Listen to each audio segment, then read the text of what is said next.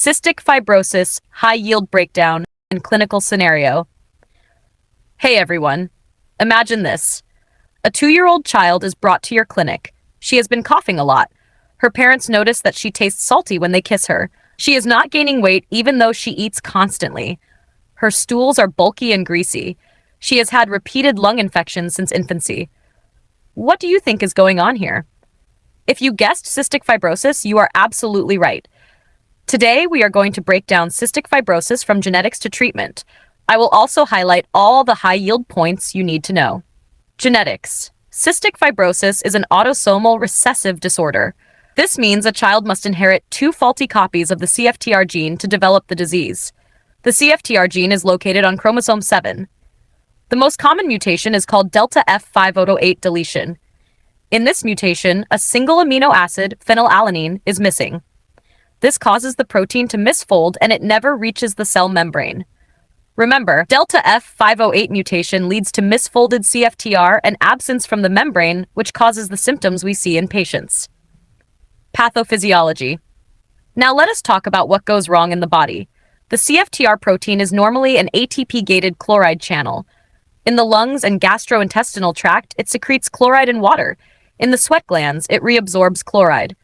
In cystic fibrosis, the CFTR protein is misfolded. This means chloride cannot be secreted properly, resulting in thick and sticky mucus in the lungs and gastrointestinal tract. The sweat glands cannot reabsorb chloride, which causes salty sweat. The body compensates by absorbing more sodium, which pulls even more water out and makes the mucus even thicker. So whenever you see salty sweat, thick mucus, or recurrent infections, remember that it all comes from problems with chloride and water transport. Diagnosis. Diagnosis is straightforward if you know what to look for. The first test is the sweat chloride test. A value greater than 60 milliequivalents per liter is diagnostic. Newborn screening measures immunoreactive trypsinogen, which is elevated because the pancreatic ducts are blocked.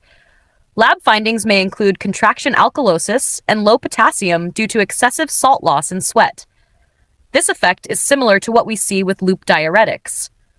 So whenever you see salty sweat along with lung and gastrointestinal symptoms, a sweat test is the key diagnostic test.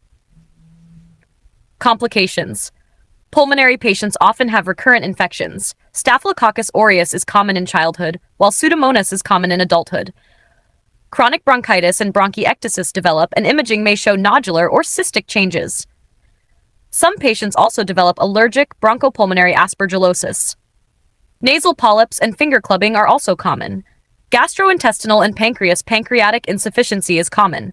This leads to fatty stools and deficiencies of fat-soluble vitamins A, D, E, and K. Some patients develop cystic fibrosis-related diabetes. Meconium ileus can occur in newborns. Liver disease, such as biliary cirrhosis, can also develop. Reproductive. In males, absence of the vas deferens leads to infertility, although sperm production may be normal. In females, thick cervical mucus can cause subfertility.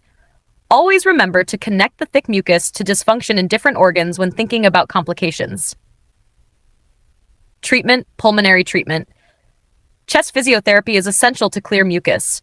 Aerosolized Dornase alpha and hypertonic saline help reduce mucus thickness. Azithromycin can prevent acute lung infections. High-dose ibuprofen has an anti-inflammatory effect. Gastrointestinal and pancreatic treatment. Patients often need pancreatic enzyme replacement therapy. Fat-soluble vitamin supplements, such as A, D, E, and K, are also necessary. CFTR modulators. These drugs target the underlying protein defect. Potentiators, such as ivacaftor, keep the chloride channel open. Correctors, such as lumacaftor and tezacaftor, help the misfolded protein reach the cell membrane. They can be used alone or in combination depending on the specific mutation. Remember that these medications are specific to the type of mutation a patient has. High-yield points. Salty sweat is a key sign. Delta F508 mutation is the most common. Male infertility is often due to absence of the vas deferens. Pancreatic insufficiency leads to fatty stool and vitamin deficiency. Infections typically start with Staphylococcus aureus in childhood and Pseudomonas in adulthood. Electrolyte problems include contraction alkalosis and low potassium, similar to loop diuretic effects. Summary and take-home message. Cystic fibrosis is a multisystem disorder caused by mutations in the CFTR gene. The main rule to remember is thick mucus everywhere. This affects the lungs, pancreas, and reproductive tract. Diagnosis is made using the sweat chloride test or newborn screening.